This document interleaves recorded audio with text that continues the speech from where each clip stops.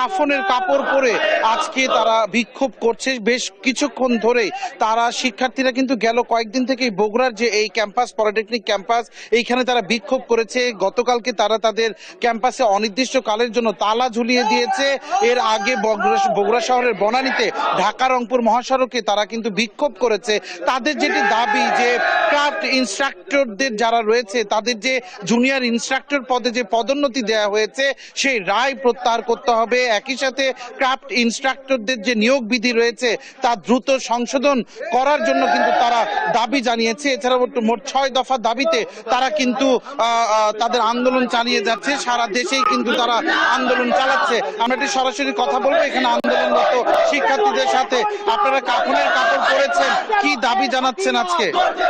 আমাদের দাবিটা হচ্ছে 2021 সালের রাতের আধারে যে 2180 জনকে নিয়োগ দেওয়া হয়েছে সেটার হাইকোর্টে তারা রিট করেছে, মামলা করেছে, সেই রিটটা বাতিলের দাবি জানাচ্ছি আমরা।